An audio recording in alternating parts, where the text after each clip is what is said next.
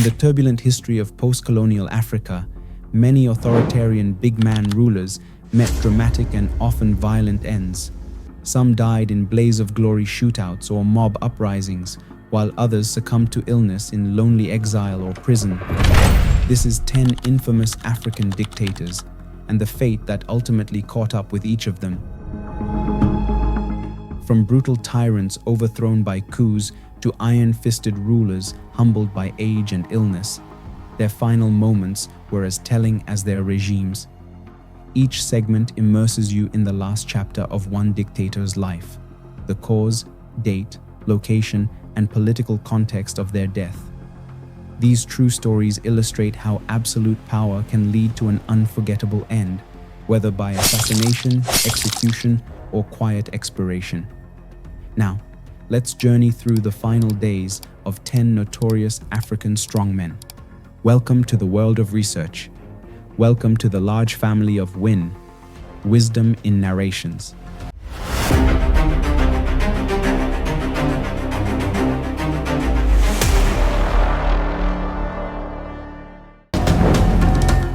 Late summer 1979, Equatorial Guinea's first president, Francisco Macias Nguema, faces the end of his brutal reign. After ruling through terror and bizarre personality cult since 1968, Macias was finally overthrown in an August 1979 coup led by his nephew, Lieutenant Colonel Teodoro Obiang Nguema. Weeks later, the captured ex-dictator stands before a military tribunal, accused of ordering mass killings that earned him the reputation of one of Africa's most brutal tyrants. The verdict is death. On 29 September 1979, Macias Nguema was executed by firing squad at Black Beach Prison in Malabo, the capital. The once all-powerful president for life died at age 55, unceremoniously cut down by the guns of his own soldiers. His fall was swift and ignominious. A dictator who slaughtered up to 80,000 of his people ended up tied to a stake, paying for his crimes with his life. The execution brought an end to Equatorial Guinea's nightmare Dachau of Africa, closing the chapter on Macias Nguema's insane rule in a blaze of gunfire and justice. A decade later and across the continent, another dictator would meet a fate even more gruesome, at the hands of enraged rebels in a civil war. In September 1990, Liberia's President Samuel Doe discovered that decades of iron-fisted rule can end in unspeakable violence.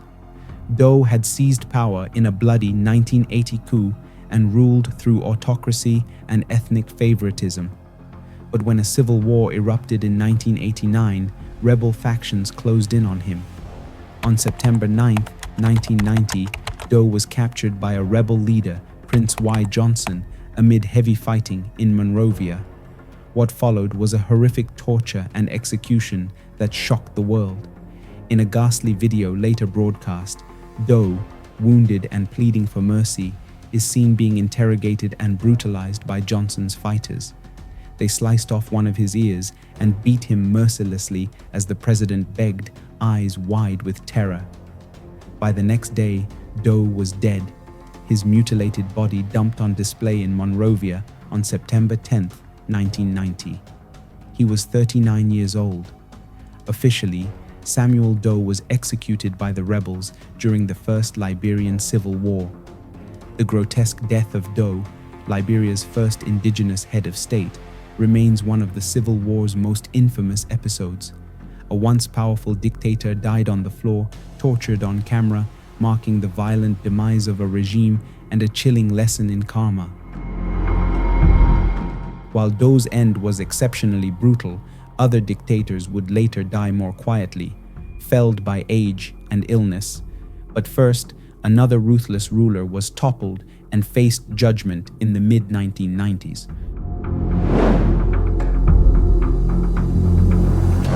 Central Africa's self-proclaimed emperor, Jean-Bedel Bokassa, lived out his final years in relative quiet, a stark contrast to his showy and bloody reign. Bokassa had ruled the Central African Republic, renamed the Central African Empire, from 1966 until he was ousted in a French-backed coup in 1979 amid outrage over massacres of schoolchildren. After decades of exile, imprisonment, and a commuted death sentence, Bokassa settled in his home country as a free man.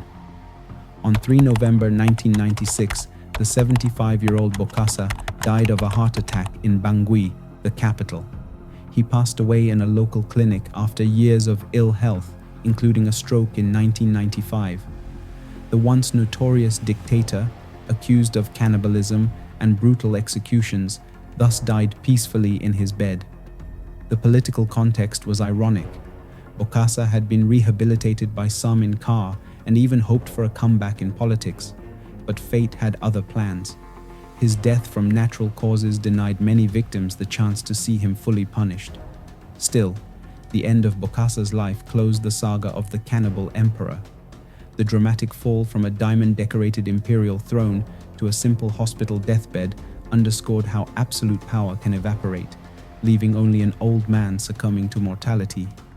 Less than a year after Bokassa's passing, another longtime dictator would meet his end, not by bullet or execution, but by cancer in foreign exile.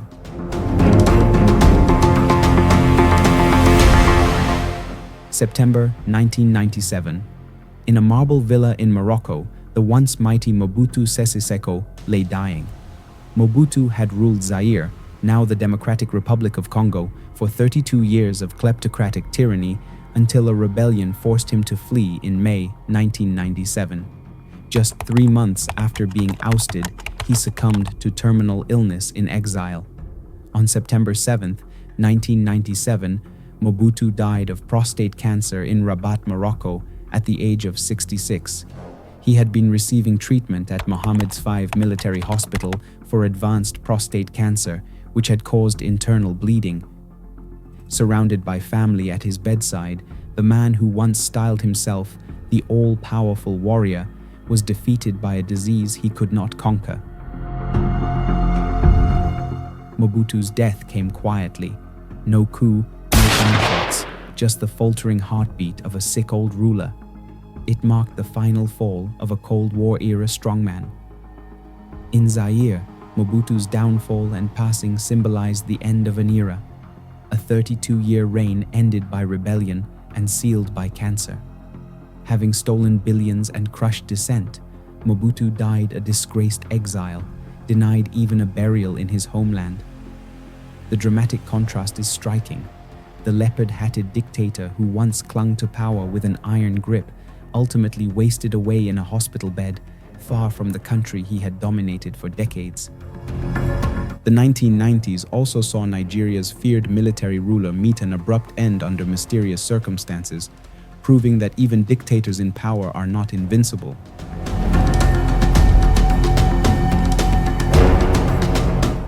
On the morning of June 8, 1998, General Sani Abacha, Nigeria's ruthless military ruler, was found dead in the presidential villa in Abuja. The 54-year-old Abacha had led Africa's most populous nation with an iron fist since 1993. His death, officially attributed to a heart attack, stunned the country. State radio announced that Abacha died after a brief illness, but rumors immediately spread. According to widespread accounts, Abacha's collapse was sudden and suspicious. Some claimed he was entertaining 2 Indian prostitutes who may have poisoned him with a spiked apple. No autopsy was conducted, leaving the truth hidden. What is certain is that Abacha's demise was abrupt. Armed guards sealed off Aso Rock, the seat of power, that morning, and by nightfall, Nigeria had a new head of state. General Abacha died in office, a rare case of a dictator expiring at the height of his power. Whether it was a genuine heart failure or an assassination by poison, as many suspect, Abacha's end was dramatic in its own right. The man who executed political opponents and looted billions met a swift, mysterious fate, a potent reminder that even the most feared regimes can unravel in an instant.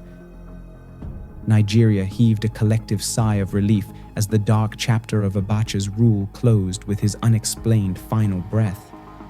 the new millennium saw one of Africa's most infamous tyrants, Uganda's Idi Amin, spend decades in exile before death finally caught up with him far from home.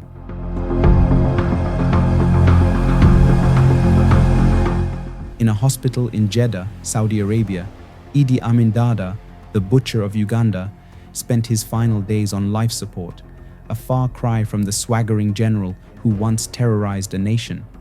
Amin had been living in exile since 1979 after Tanzanian forces and Ugandan rebels drove him from power. By July 2003, the 78-year-old former dictator was critically ill with kidney failure and other complications. He slipped into a coma on July 18th and never recovered. On 16th August 2003, Idi Amin died in King Faisal Specialist Hospital in Jeddah due to multiple organ failure, particularly kidney failure. At the moment of death, 8:20 a.m. that morning, the man responsible for an estimated 300,000 deaths in Uganda simply faded away with only his family at his side. Saudi Arabia gave Amin refuge for 24 years on the condition he stay out of politics. In the end, the once fearsome dictator died powerless, in exile, far from the country he had ruled with brutality. There was no fanfare. The Ugandan government had no official ceremony for him, and he was quietly buried in Jeddah the next day, according to Islamic tradition. Idi Amin's death closed a dark chapter of Ugandan history. The dramatic irony was evident. A tyrant who fed opponents to crocodiles and declared himself conqueror of the British Empire ended up a gravely ill old man, pleading through his family to be allowed home and ultimately expiring in a foreign ICU, unpunished but largely unmourned. Next, the Arab Spring of 2011 brought about the violent downfall of Libya's long-ruling strongman in a very public and brutal fashion.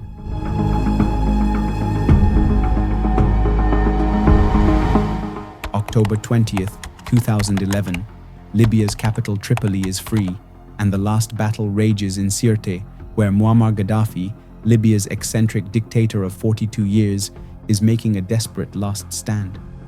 Cornered and on the run after NATO-backed rebels overran his regime, Gaddafi's convoy is hit by airstrikes outside Sirte. The brother leader himself takes refuge in a drainage culvert, hiding in filth, an almost cinematic reversal for a man who once called his people rats.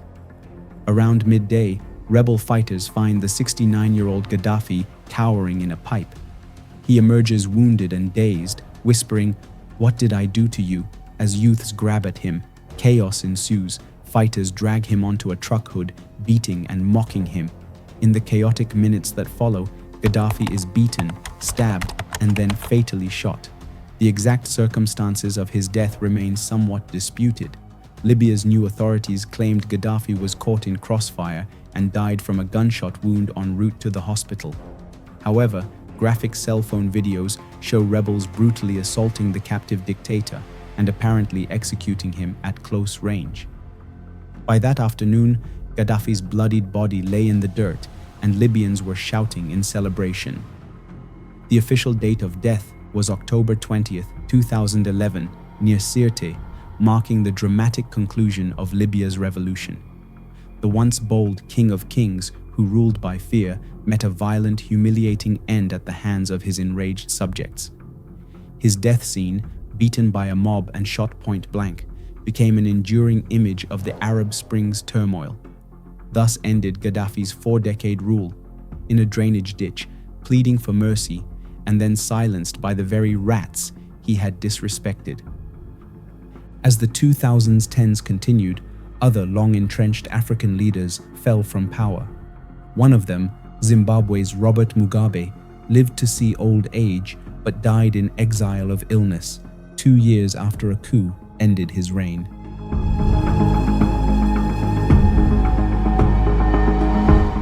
Robert Gabriel Mugabe, the liberation hero turned authoritarian president of Zimbabwe, died at age 95 on September 6, 2019, in a hospital in Singapore. Unlike many on this list, Mugabe was not violently overthrown in battle. Instead, He was ousted by his own military in a coup in November 2017 after 37 years in power. In his final years, Mugabe's health deteriorated. He made frequent trips to Singapore for treatment, and by 2019, he was unable to walk and hospitalized for months. His successor, President Emerson Mnangagwa, later revealed that Mugabe was suffering from advanced cancer and that doctors had stopped chemotherapy. Indeed, Mugabe died of cancer-related complications. The exact type was not disclosed after treatment ceased to be effective. The end came in the Gleneagles Hospital in Singapore on a quiet morning with his family at his side. Thus, Zimbabwe's founding father, who had once said proudly, "Only God will remove me," ended his days in medical exile, far from the cheering crowds that had once adored him.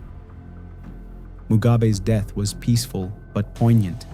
He passed away in a foreign hospital bed, having lived long enough to see himself removed from office and his legacy fiercely debated at home. Zimbabwe gave him a hero's burial with military honors, yet many countrymen felt his passing marked the true end of an era. In the end, Mugabe's long life underscored a simple truth: even the most resilient strongman cannot outlive mortality.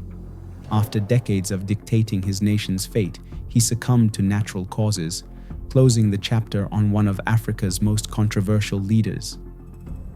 Mere months after Mugabe's death, the world witnessed the passing of another former strongman, Egypt's Hosni Mubarak, whose end came in a Cairo hospital 9 years after the Arab Spring toppled him.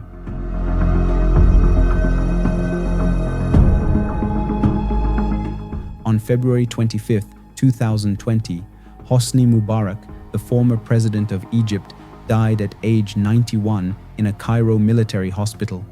Mubarak had been ousted back in 2011 when massive Arab Spring protests forced his resignation after nearly 30 years of rule. In the years that followed, he spent time in prison for various charges, but was ultimately freed in 2017 after most convictions were overturned. In his final weeks, Mubarak's health worsened. He underwent an unspecified surgery and was placed in intensive care with complications. According to state television, Mubarak died at a Cairo hospital where he had undergone surgery and had been suffering from health problems for some time. Some reports suggest he had long-term stomach issues and perhaps cancer, though the precise cause was not announced. Surrounded by family, the once all-powerful Egyptian leader simply slipped away due to old age and illness. His death was met with mixed reactions in Egypt. The government honored him with a military funeral, recognizing his role as a former Air Force chief and war hero, even as many Egyptians remembered the corruption and repression of his era. In the end, Mubarak's story concluded without spectacle, a quiet death in a hospital bed nearly a decade after he was forced from office. The dramatic part of Mubarak's tale was the 2011 revolution that dethroned him. His death itself was quiet. It served as a coda to Egypt's revolutionary chapter, a reminder that the aging autocrat who once refused to let go of power ultimately left the stage in the most human way possible, one frail life extinguished by natural causes. Finally, we turn to the only person on this list to be convicted in court for his crimes.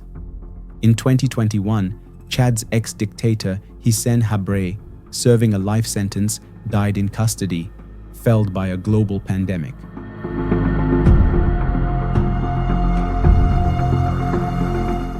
In a Senegalese prison, Hissène Habré, the former president of Chad, 1982 to 1990, was living out a life term for crimes against humanity. Habré had been convicted in 2016 by a special tribunal in Dakar, a landmark case of African justice. Then, in 2021, the COVID-19 pandemic reached his jail cell. Hissène Habré contracted COVID-19 in August 2021, prompting authorities to transfer him from prison to a clinic in Dakar for treatment. His condition deteriorated rapidly. On August 24, 2021, Habré died at Principal Hospital in Dakar at age 79. The official cause was COVID-19 complications. The virus succeeded where years of legal battles did not, bringing an end to Habré's life behind bars. This final chapter is steeped in historical irony. Habré's 1980s regime in Chad was infamous for torture, political murders, and the creation of secret prisons. An estimated 40,000 people were killed under his rule. After being deposed in a 1990 coup, he lived in exile until justice finally caught up with him in Senegal. Habré's death in custody denied some victims the chance to see him continue to serve his sentence, yet many took grim satisfaction that he never regained his freedom before dying. In a sense, the cold hand of fate delivered what many saw as poetic justice. The once powerful ruler died like any ordinary prisoner on a hospital bed in a foreign country. With Habré's passing, one of Africa's bloodiest chapters closed. He will be remembered as the first ex-head of state convicted for atrocities in another African country, and now one of the first to have his life claimed by a pandemic while in prison. Each of these 10 dictators met an end that reflected, in some measure, the nature of their rule. Violence begets violence, as seen with Macias Nguema's firing squad, Doe's torture killing, and Gaddafi's brutal lynching. Others who clung to power until the last moment, like Abacha and Mubarak, found that death can strike suddenly or silently, even in the comfort of palaces and hospitals. For those who fled or were exiled, Amin, Bokassa, Mobutu, Mugabe, their deaths were quieter but laden with irony. Years after inflicting suffering at home, they died powerless abroad or in custody. These final moments, whether chaotic or calm, became the last testament of their legacies. In life, they were feared. In death, many were reviled, or at best, remembered with mixed feelings. But beyond the drama and intrigue, their stories serve as cautionary tales. Absolute power not only corrupts, it also cannot prevent the inevitable. In the end, a dictator dies like any other mortal. The difference is that the world will remember how they died and ponder what those endings say about the regime each man built. From bullets to illnesses, justice by courtroom or by crowd, the fates of these strong men echo long after their last breaths, reminding leaders and citizens alike that no reign can last forever, and the manner of a tyrant's demise can become a powerful symbol in a nation's history. Thanks for watching. I wish you better life, foods, and money. Stay in the Big Wins family.